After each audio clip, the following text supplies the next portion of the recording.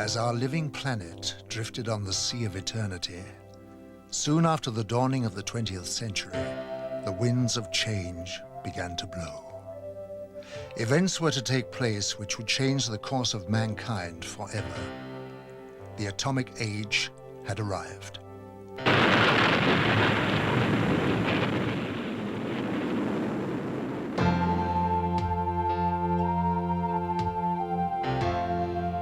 As man detonated weapons of immense power, lights started to appear in the sky in a way that suggested that something was following the course of events. The shattering thought imposed itself that we were perhaps not the only inhabitants of the universe. Since the beginning of civilization, we had been watching the stars, never dreaming that they, in turn, might be watching us. History was about to change.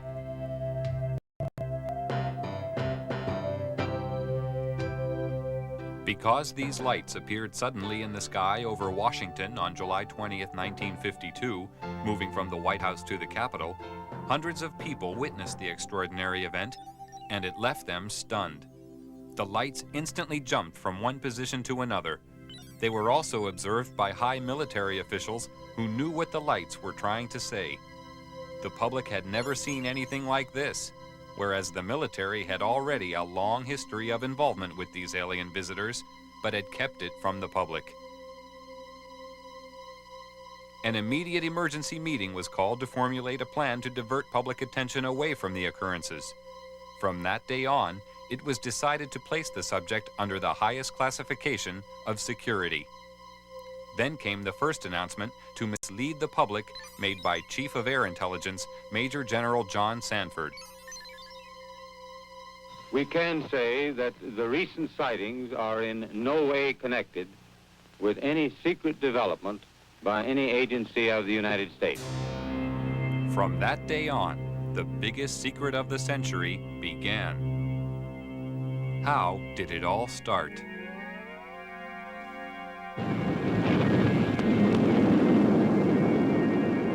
After the first atomic bomb was detonated, more tests were made of the effects on the environment and human subjects to gauge the degree of contamination unleashed. No knowledge of the devastating long-term effects existed at this time.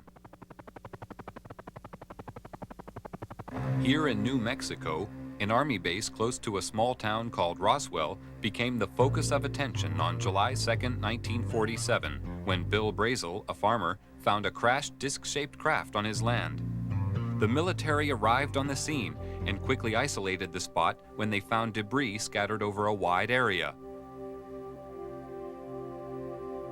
They also found 4 dead humanoid alien bodies who had been ejected from the craft. Because of many recent UFO sightings by the military, they accepted the existence of visitors from outer space who obviously possessed a technology which was far beyond our understanding. Now, for the first time, they had tangible evidence and were eager to learn its secrets. Roswell was the home of the 509th Bomber Wing, the sole American atomic bomber group. Major Jesse Marcel, an Army intelligence officer, was engaged on the recovery operation and asked Walter Haught, the Army Public Relations Officer, to prepare a story for the local newspaper. He told me to prepare a release with basically the information that he gave me over the phone. When it was done, to take it into community and hand deliver it to the 4 news media we had in Roswell at that time, which is what I did. The story was published in the local paper.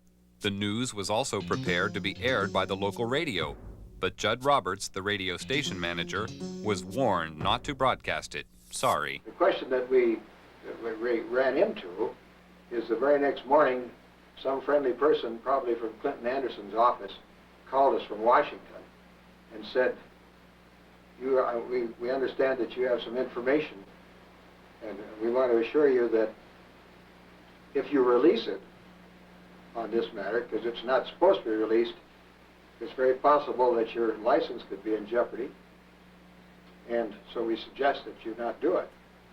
And he said, when I mean in jeopardy, like maybe 3 days. Preparations were made at Roswell Army Base for the transport of the wreckage. Robert Shirkey witnessed the secret handling of the parts. They came in the front door, straight down the hallway, and right out onto the ramp to climb into the airplane. And these were the people that were carrying parts of the crashed flying saucer at that time, UFO today, that I got to see. And that was the only thing I got to see. And it was very short, very quick. Colonel Blanchard, in order to get out of their way, had backed into the doorway of the ops office.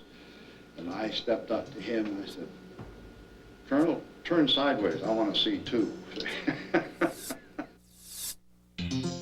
On instructions from the Pentagon, Thomas Jefferson DuBose and General Ramey created a cover story saying the crashed object was a weather balloon. But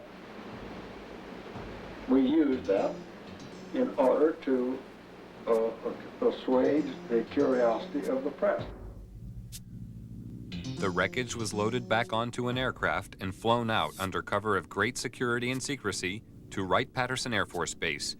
The pilot kept silent for several years, but informed his wife after the story appeared in a newspaper. I guess now that they're putting in the paper, I can tell you about this. I wanted to tell you for years.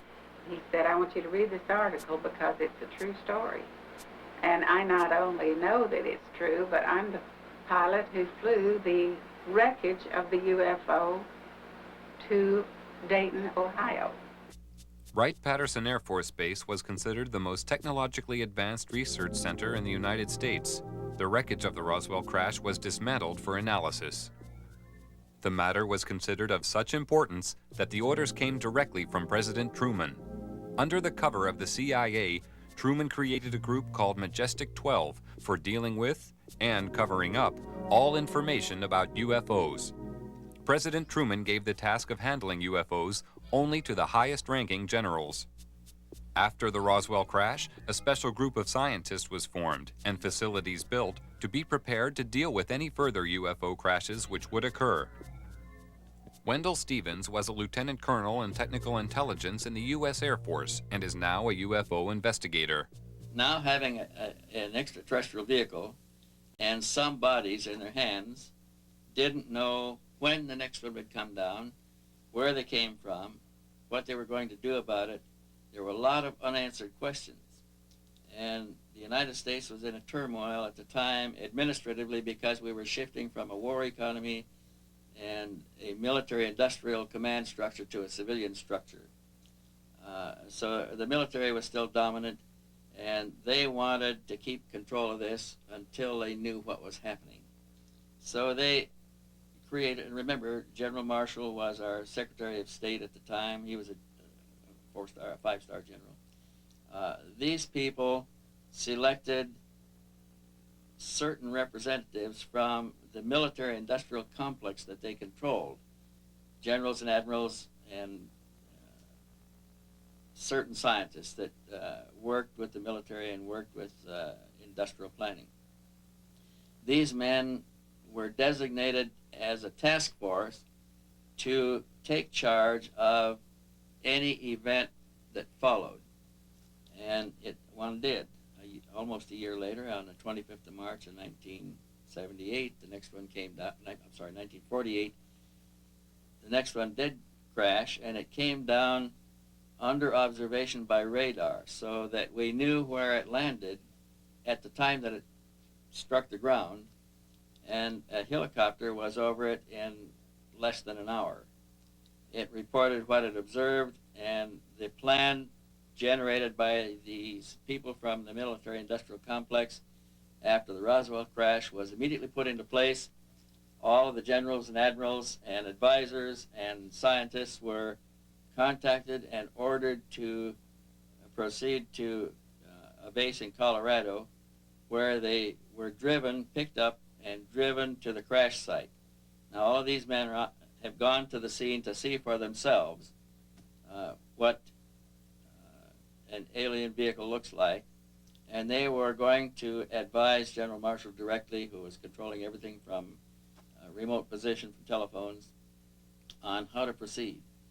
And when an operation is that big, you can't cover everything up. We discovered that the owner of the property where the vehicle came down was arrested in his house with his family, and they were kept in the house for 4 days, not allowed to go outside or anything. All the roads in the area were blocked. All access was closed. People that lived close enough to know something about it were kept in their houses.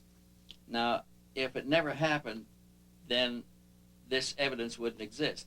But now we are finding solid evidence that something strange did happen and that these events actually took place. Then we found people who observed the recovery of the craft from a distance, that saw the task force moving across off roads over country to a secure military facility at Los Alamos. And with these leads, we were able to turn up other witnesses, all of whom had been sworn to secrecy by their superiors at the time they participated in these events. And only a few of them would talk to us, and only on condition that they not be identified because of their vulnerability. What happens in a case of violation of security oaths of this nature, they could lose all pay and allowances due or ever to become due. They could be imprisoned. They could be fined a lot of things that none of them could stand. Through Secretary of State General Marshall, the security of the UFO situation was intensified. A closer relationship developed between the military and Majestic 12. As time passed, the power of Majestic 12 grew stronger. Virgil Armstrong was an intelligence officer with the CIA and worked with highly classified assignments. He retired with the rank of major. I received documents which said that a UFO had landed in the middle of White Sands, New Mexico proving grounds, and that this object was inert, was under surveillance, and would be kept under surveillance until they could determine whether it was hostile or friendly. It later turned out that it was friendly in that the occupants were dead, and when we got aboard, there were 5 bodies. The bodies were diminutive in size, in other words, 3.5 feet. The largest one was just under 4 feet. 2 of them were obviously the commanding officers because 2 of them wore epaulets on their shoulders. Later turns out that they were all male. When we flew them back to Wright-Patterson, of course, the examination, physical examination, and the autopsy, of course, revealed that they were indeed all male. From descriptions given by several witnesses, the aliens have very large eyes, a small nose, and a small mouth. They are usually about 3 feet 6 inches in height and have no body hair. Now, consider, if you will, the position of the United States government at this time.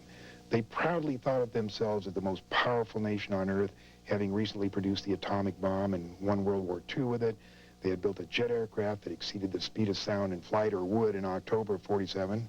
They had built bombers with intercontinental range that would carry weapons of enormous destruction. Now, imagine what it was like for these same leaders, all of whom had witnessed the panic of the Orson Welles broadcast in the War of the Worlds of 1938. Thousands of Americans panicked at a realistically presented invasion of Earth. But imagine their horror as they actually viewed the dead bodies of the real aliens. Imagine their shock as they tried to determine how these saucers were powered and could discover no part even remotely similar to components they were familiar with. No cylinders, no pistons, no propellers, no vacuum tubes.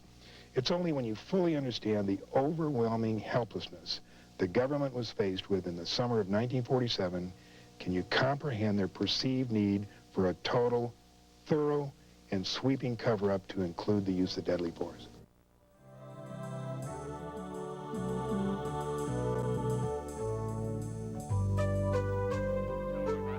President Truman ordered a heightened level of security after the capture of a live alien from a UFO which had crashed.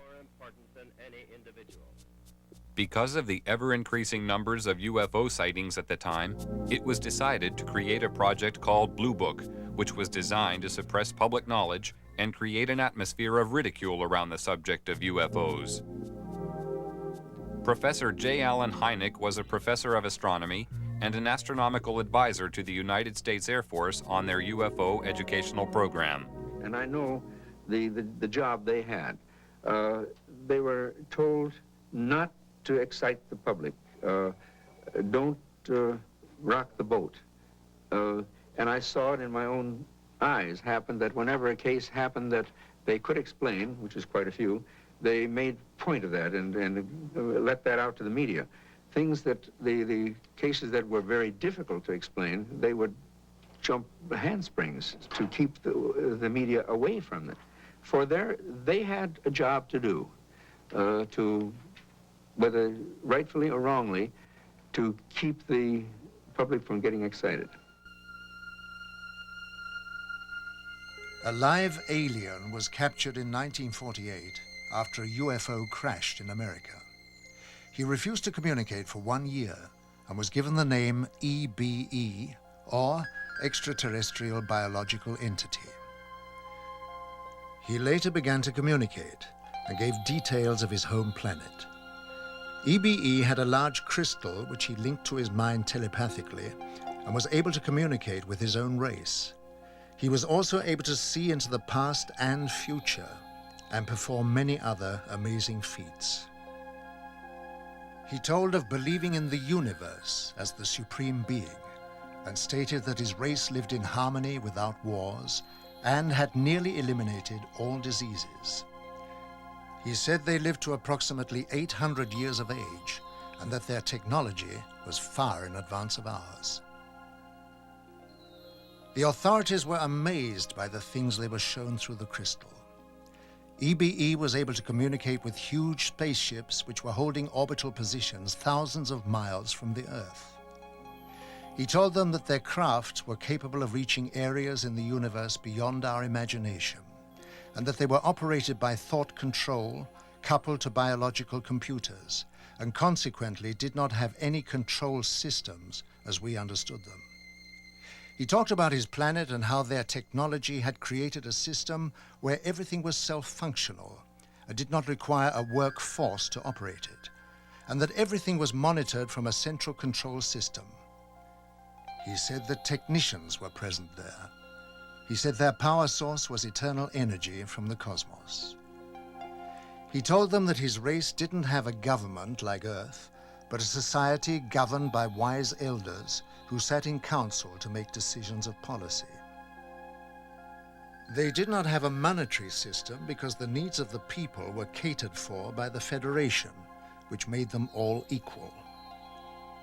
At the request of the aliens, a meeting was arranged with President Eisenhower in 1954. It took place amid tight security at a secret location.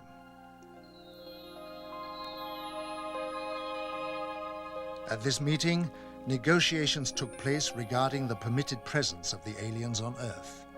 Eisenhower told the aliens that the world was not yet ready for them.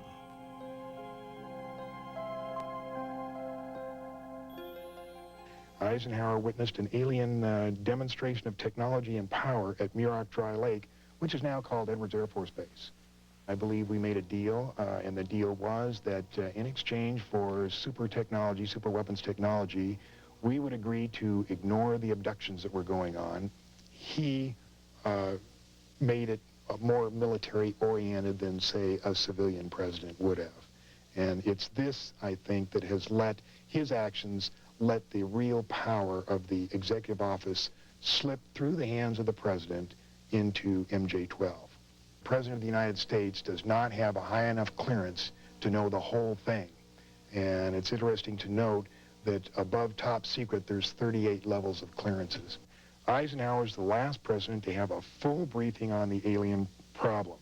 There was a disdain of elected officials throughout the intelligence and military communities, and they just didn't like elected officials. So every president since then has not had high enough clearance to know the whole problem. Now they know there's aliens, they know we've recovered saucers, and they know that we're trying to get technology. But there are certain other things which probably only about 25 people on the face of this earth know. But while the visitors monitor our every move with their superior technology, being technically advanced does not always ensure their own safety. This was proved by the UFO crash in the Kalahari Desert in 1989. One of the most documented cases of all time referred to a 60-foot wide spacecraft which was forced down on the border of South Africa. This craft impacted with the desert at high speed, causing a crater 450 feet in diameter and 36 feet deep. Official military documents reveal that the craft entered South African airspace at 1:45 p.m. on the 7th of May 1989 and was intercepted by 2 Mirage jet fighters. Because the craft failed to respond to communication, one of the fighters was ordered to attack the craft with an experimental laser cannon. This caused the craft to lose altitude and crash.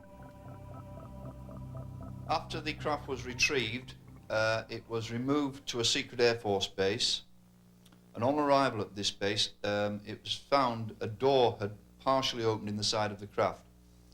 Hydraulic pumping gear was brought to the scene and the door was forced open. When this was done, 2 aliens staggered out of the craft, and it was found that one appeared to be seriously injured. They were immediately arrested and removed to a medical center, where a medical team was sent in to try to assist. The authorities at the scene entered the UFO, and hieroglyphics were found inside the machine, alien hieroglyphics of course, and various items of electronic equipment were also removed from the craft. The retrieval team from America arrived eventually, and the object plus the aliens were eventually taken by C-5 Galaxy transporters back to Wright-Patterson Air Force Base, where further analysis was taken on. When the military entered the craft, they quickly removed portable equipment and instruments, some of which were considered useful as potential weapons. This was not certain at the time, but was clarified after scientific investigation. Also found aboard the craft were a series of hieroglyphics, which indicated that the aliens had a written form of communication. The writing gave the impression of an alien alphabet, but it is not known if any of the scientists present were able to understand its meaning. Data found on the craft were stored on a system of silicone slides. It was obvious to everybody at the site that they were dealing with a very advanced technology, including the propulsion system. As more and more alien technology comes into the possession of our scientists, more understanding is being gained about the physics involved in producing propulsion systems capable of taking man deep into space. The American Naval Deep Space Command, who also call themselves the Guardians of the High Frontier, are responsible for the location and identification of all objects in space around Earth. It's their claim that they can track and identify an object as small as a football at a distance of 30,000 miles. They refer to unrecognized tracks as unidentified orbiting objects and have been known to locate up to 6,000 of these in a 3-month period.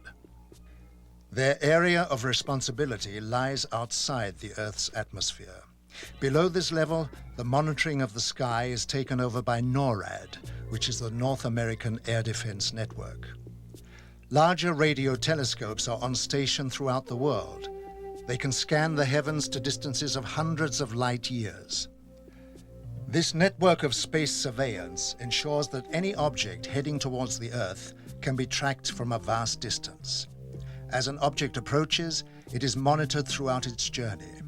If any object should land or crash on Earth, the contact point is known immediately, and quick response teams swiftly arrive on the scene. This network was created after the Roswell incident, and since that time has developed into a sophisticated search and retrieval operation. Quick response teams are located in strategic positions throughout the world. Once there, they isolate the area and ensure that the public is kept unaware of sensitive incidents. All over in NATO, they are interested. It's generals and colonels. The Americans are interested, the English are interested. Everybody knows about it. I was one in Wiesbaden with one of the squadrons down there, and I worked with a colonel. And one afternoon I was going to nearby town, I don't remember the name. And I went to the office in civil clothes to pick up something, and he was sitting there. "Hey, Major," he said, "where are you going?" "I'm going to city." "What is that?" He pointed. I had my badge here with a flying saucer on my blue jacket. I said, "What?" "That, damn it, that." I said, "Nothing. It's a flying saucer."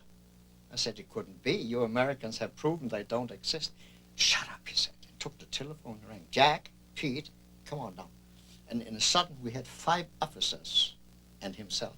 And we talked for 3 hours. And they knew exactly as much as I did. So everybody knows about it.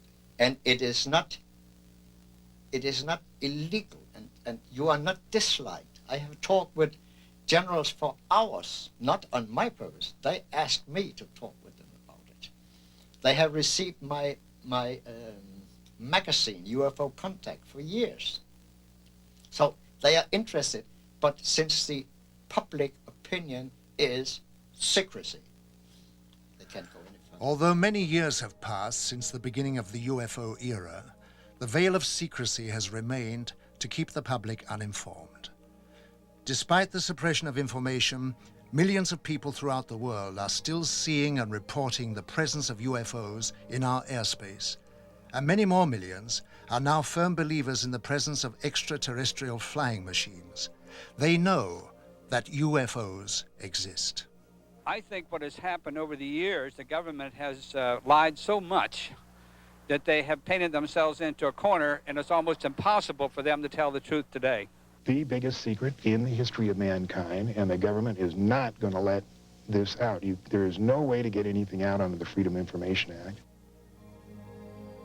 In Russia, the subject of UFOs is now out in the open. Marina Popovich is a retired Russian cosmonaut and fighter pilot. During her military career, she was twice awarded her country's highest military order, Hero of the Soviet Union. She is now one of Russia's leading UFO researchers. 10 years ago, people only made jokes about this subject. Now the attitude to UFOs is very positive. The majority, 80%, think there is extraterrestrial intelligence and that this intelligence is trying to establish mutual contact with us. Now cosmonauts and pilots are more willing to report their contacts with UFOs when they have taken place. Unlike the rest of the world, the Soviet Union has an openness about the subject of UFOs. They even have a monthly television program devoted entirely to it. In the near future, university courses will also be available to study the subject. Several Soviet generals have already stated that there is no question as to what UFOs are. We know they are alien spacecraft. But at the Center for UFO Studies, we have a computerized data bank that now has more than 75,000 UFO reports on it. And what is even more interesting, they come from, by latest count, from 133 countries. When you start reeling off the countries, it sounds like a roll call at the United Nations. And even more interesting, and the just numbers themselves don't mean so much, but the thing that finally convinced me that we were not dealing with nonsense is basically the caliber of the witnesses. Many of the reports are made by highly responsible people of impeccable integrity, people in technical training, air traffic controllers and military and commercial pilots. Finally got to the point, and it took me quite some time. I finally got to the point, however, where I simply said, I can't continue to call these people deluded or nuts. They are seeing something. Something is real. The late J. Allen Hynek was an astronomer, just like I am. His background and mine are very similar. He was for many years a professor of astronomy, and so was I. And what Hynek said was, UFO research is leading us kicking and screaming into the science of the 21st century. Like Hynek, I sought to debunk the reality of UFO phenomena, and like him, discovered just the opposite. Technology has advanced rapidly over the past 50 years for all the world to see. But in secret locations, amid tight security, the true advance of technology is hidden from public knowledge. From one such location came the stealth bomber. This futuristic aircraft is the only type known which has the ability to fly into radar-protected areas unobserved, almost without sound, to perform whatever task is necessary. The technology used in the production of the aircraft is a giant leap forward from conventional technology And the question has to be asked, where did it come from? At one super-secret US government test facility situated in the Nevada desert, strange glowing lights are regularly seen performing aerobatic displays which are far beyond the capability of our known aircraft. They seem to be intelligently controlled. Can this be yet another example of some secret, very advanced technology? Or are the authorities hiding some exotic foreign contrivance? Here at Area 51, also known as Dreamland, is the most highly protected and secret facility in the whole of the United States. Bob Lazar, a physicist, worked on special projects within this complex and felt compelled to reveal what he saw. They are actively and have in their possession alien spacecraft, and they are actively undergoing analysis and flying them. They set up and produce their own gravitational field. Just as the Earth holds all matter down, they produce that same field, but out of phase, and it repels itself. The effects that can cause, the way in which everything operates is by all intents and purposes magic. I mean, it is so far beyond our level of technology. Why is such technology available only to the few and not to the whole of mankind? Have we the right to know? Are we ready for it yet? Or is the race for technological advantage more important? Why keep a secret about probably one of the most important events in history, that there's been contact from an alien civilization? It's a significant event in history, more significant than anything. With the tremendous distances involved, travel to the stars would seem impossible. But with man's endeavor and resourcefulness, these problems will be overcome as they always have been in the past. Scientific estimates tell us that there will be a breakthrough in space travel in the near future. When the boundaries of distance break down, the Earth will become our home, the universe our world. If NASA has its way, many of the next generation will be residents of Mars, and the move towards this has already begun with the development of a space station. This was the essential first step towards making man a citizen of the universe. What is really the long-range purpose of the space station? And we have worked on that question for a long time in NASA. We have started in the early 60s under the guidance of Dr. Werner von Braun and others to look at long-range goals beyond the moon, beyond Mars even. And only recently, in fact it was July 20th, 1989, the 20th anniversary of the landing of Apollo 11 on the moon, that President George Bush proposed a new program, a long-range program, with a goal to return to the moon and eventually go on to Mars, to the United States, as a long-range commitment. And as we develop the space station itself will be used as a test bed, as a laboratory to test new technologies. And you need space to develop those technologies. As long as we are still on Earth, we can just talk about it. The question of which technology to use for this new, what we call the Space Exploration Initiative, that's the name, SEI, Space Exploration Initiative. What technology to use in the area of propulsion or life support or materials and structures and power and communications is being analyzed and investigated by NASA right now. And we're doing it in a number of categories. We're looking at present-day technologies, tomorrow technologies, and advanced technologies which are day after tomorrow. What was yesterday's science fiction is today's very palpable truth. Grandfather's spine-chilling fantasies have become an indispensable part of modern life. Jesko von Puttkammer was NASA's advisor to the creator of Star Trek, Gene Roddenberry. You know, the reason I worked with Gene Roddenberry was because he wanted us to help him portray a future 200 years from now as we would like it to be.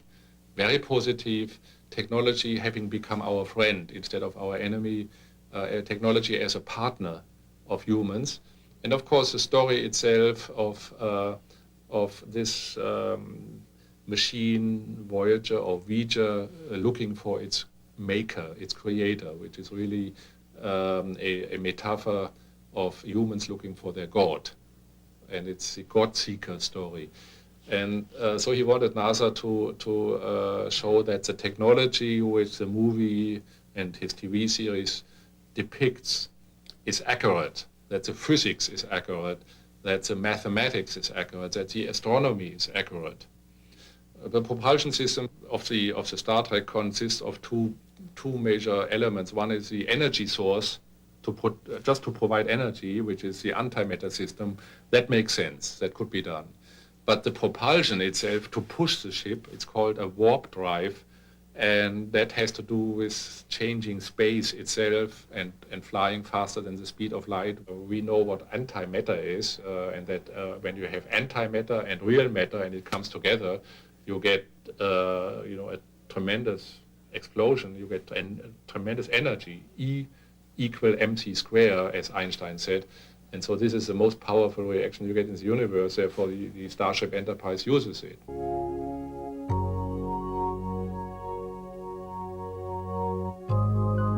The message from the alien visitors is becoming clear. The human race is producing more problems than it is solving. A change of direction is necessary to guarantee a safe transition into the future. They are here to warn us.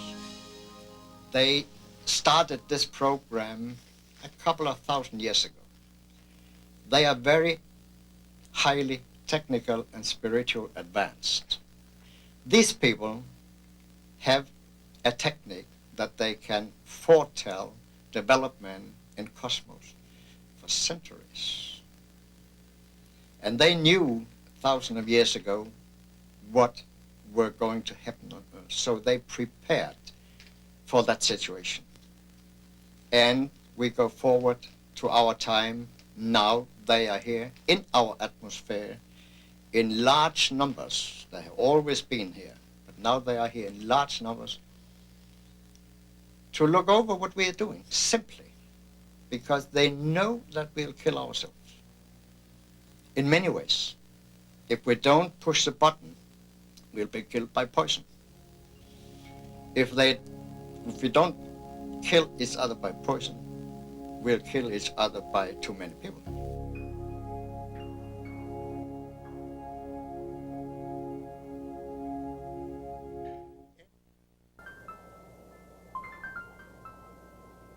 Earth, the gem of the cosmos, a living, breathing miracle of creation, the home of mankind, a partnership of dependency and loyalty to each other. The passing of time saw man forget his loyalty. He began to poison and suffocate his planet because of his growing need for power to fuel his technology. A scientist of great wisdom and vision, Nikola Tesla, foresaw this danger and offered the world his discovery of the magic wave as pollution-free energy. His offer was rejected. Tesla gave you multi-phase power, he gave you AC power, the practical transmission of electrical power, the rotating electromagnetic field that made motors and generators possible. And so he literally helped you bring in the electrical 20th century.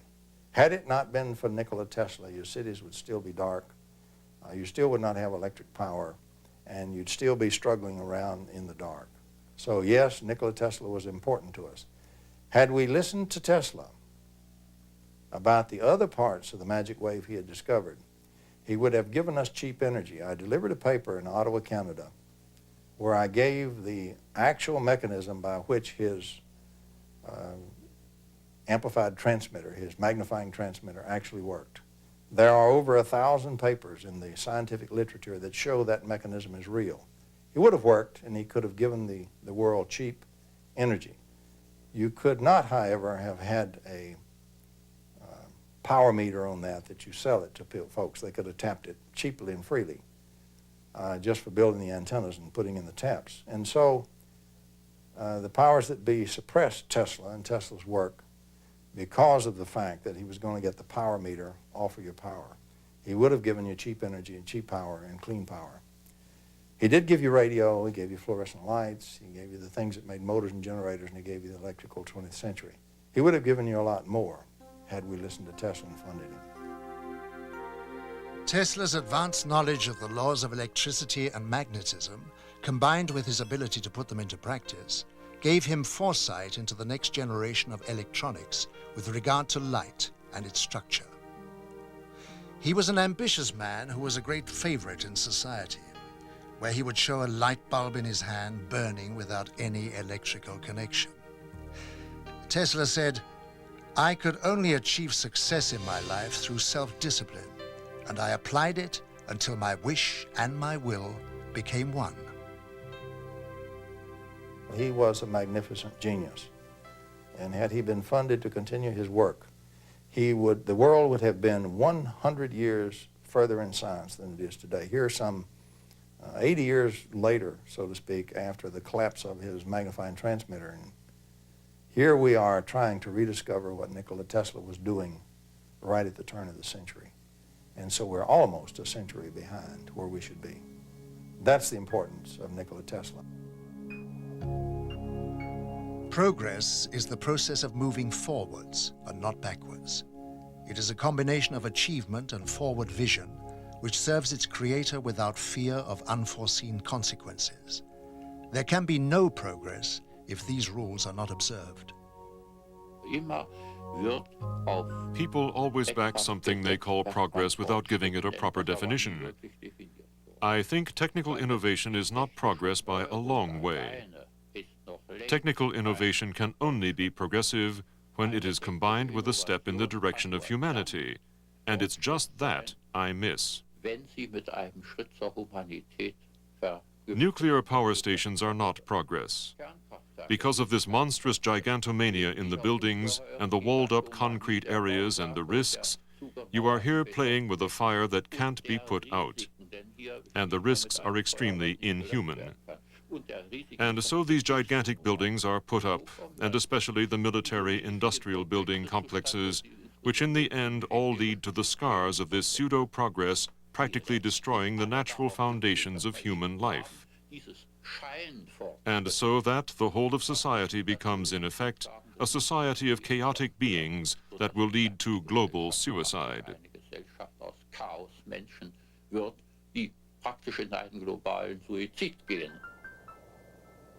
Real progress is being made in a laboratory in Canada.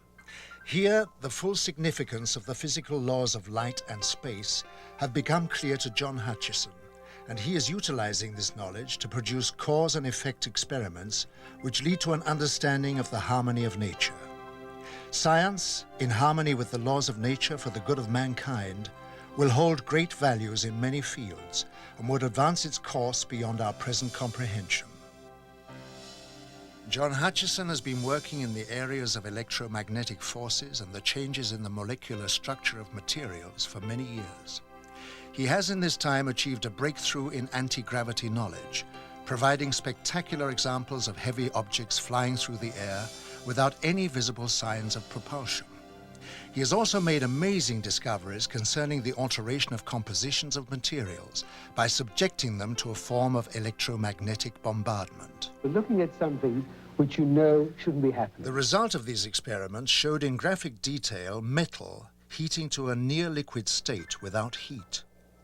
Hard metals would turn into soft rubbery objects, proving that any substance could change its form if the science involved was understood.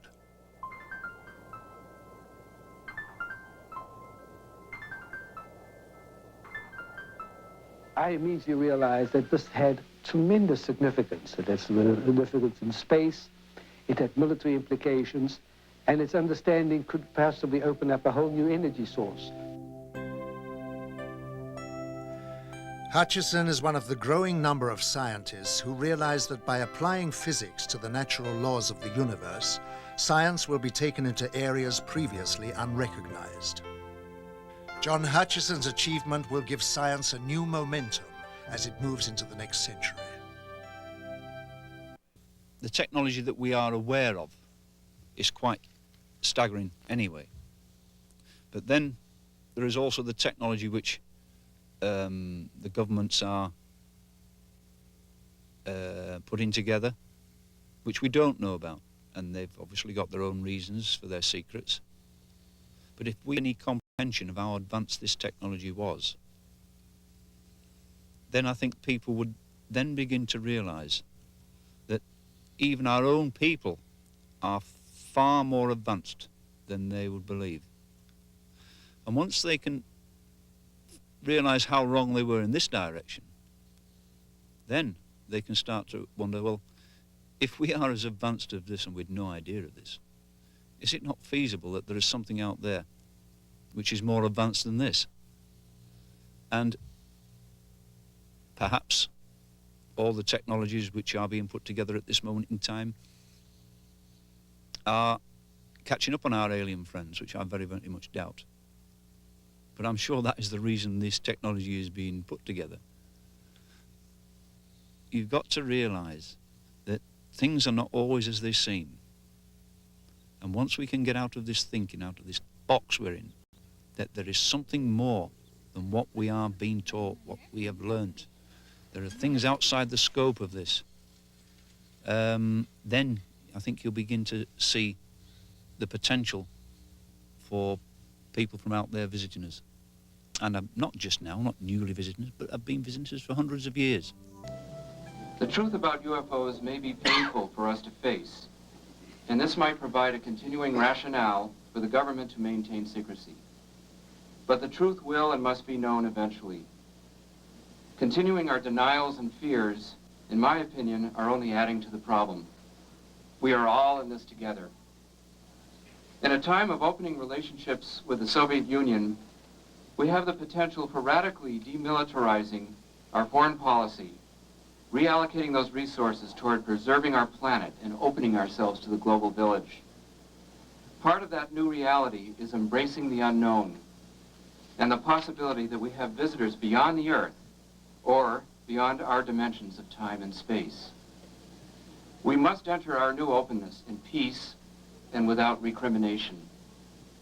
Our government of the people, by the people, and for the people needs to be involved in the process, not as a hostile, separate, secret unit. I therefore advocate an orderly, non-vindictive congressional investigation of UFOs and a change in government policy on supporting research in these and other phenomena. The late philosopher Joseph Campbell once said that we are living in a time in which our ignorance and our complacency are coming to an end. It's time we let go of our fears and evolve to a higher awareness of ourselves and our place in the universe. Maybe the cover-up was in our best interest, maybe not. Maybe the government underestimated the intelligence of the American people and decided we just couldn't handle it. But let me tell you this, the truth is still the truth, and nothing can change that. Not the military, not the government, and not me.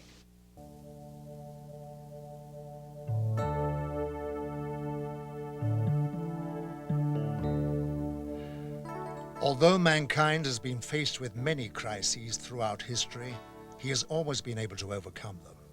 Today, the vast power and unlimited potential of man's mind is understood.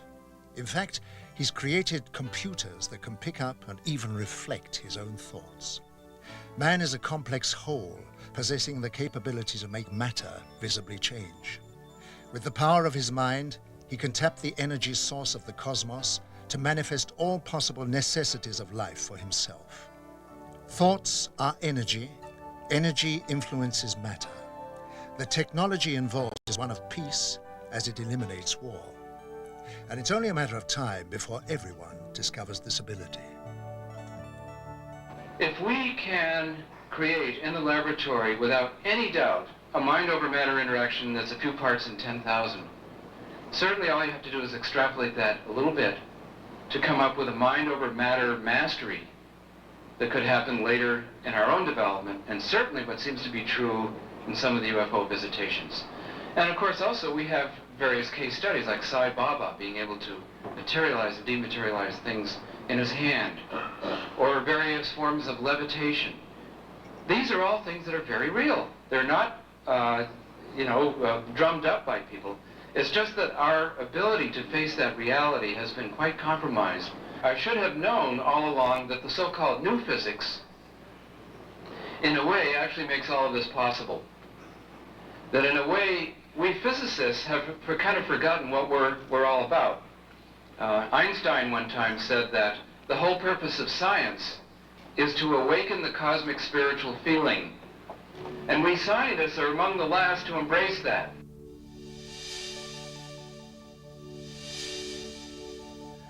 The cosmos is the energy and lifeblood of all things. Man is part of this energy and therefore holds the potential to achieve literally anything. Science is in the early stages of attuning to this enormous reservoir of knowledge, where anything is possible. Our comprehension of such things is limited only by the painful realization of change. The idea of a living cosmos is such a new concept that we have not accorded it its rightful place. Contrary to the popular view, it can be shown and conclusively proved that that has an internal structure of incredible order and beautiful order. It's filled with electromagnetic waves going in bidirections. Pick a frequency, there's a wave going in one direction and a wave in the other direction. The wave that's going backwards is an anti-wave. It's a time-reversed wave. And the vacuum is structured, this potential, a vacuum is just potential is all it is. This potential is filled with a harmonic series of these waves. And so it structures spatially by bidirectional wave sets, and it structures vertically in terms of harmonics. Now, if you then invoke this structure, and you do that with a nonlinear material, and you put in one wave in the nonlinear material, that material will take from the vacuum that excess structure because it turns everything into a potential, and it will put out multiple frequencies and harmonics. That's what nonlinear materials do. Interestingly enough, if you take time-reversed waves and put in those harmonics, when they back up through, they will restore one wave. You can gather the energy and collect it and integrate it together and produce a single thing of much greater energy and lower frequency. And so what you have is the vacuum structures in frequency and spatially, and the connection are waves. And by the way, these waves do not have to move at the speed of light. They can have much greater velocity. Yes, our knowledge grows rapidly in almost every discipline. Conservative scientists in the past, or if you like, futurologists, have always been too cautious, too conservative in their estimates. We know that there's a turnover every 5 years of doubling our knowledge, with the consequence that we have a completely different view in the world. Most people can't even keep up anymore with the advance in science. They have problems understanding modern computer science, cybernetics, biogenetic engineering, or nuclear physics. We talk today about great unified models of the natural forces. The man on the street can't keep up, and he is only superficially informed about new aspects. We don't know what will happen in 20, 50, 100, or 1,000 years.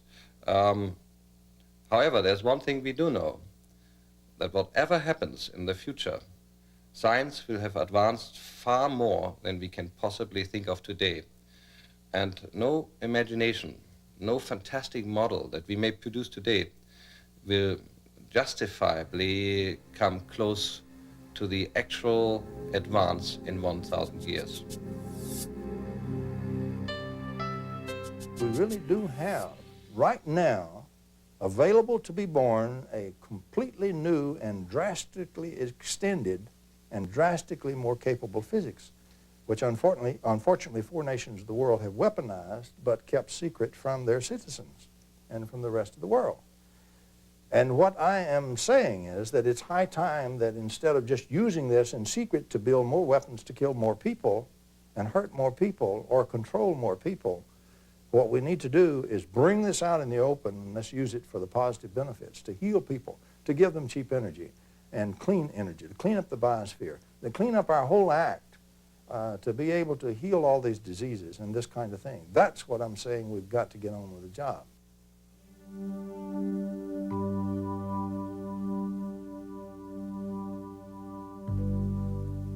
Life on your Earth is dependent on new sciences and technology to achieve advancement. When your governments were first introduced to our advanced technology, their reactions were horrendous. Because the motive to gain power and control people was foremost in their mind, the technology was suppressed from the world. Technology should be made to work for the good of all, and placed in the hands of people of understanding who care and can control it towards a free world.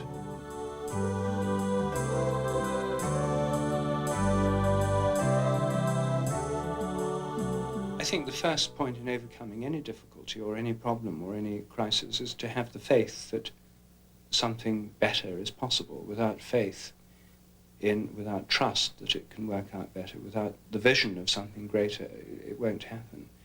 So I think we have to have some kind of vision, some kind of faith. In traditional Christian terms, this is the idea of the kingdom of heaven.